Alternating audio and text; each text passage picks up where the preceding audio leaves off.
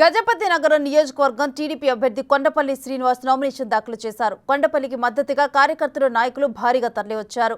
నియోజకవర్గాన్ని అభివృద్ధి చేసేందుకే రాజకీయాల్లోకి వచ్చారని ఈ సందర్భంగా ఆయన తెలిపారు. రాబోయే ఎన్నికల్లో తనని భారీ మెజార్టీతో గెలిపించాలని కోరారు.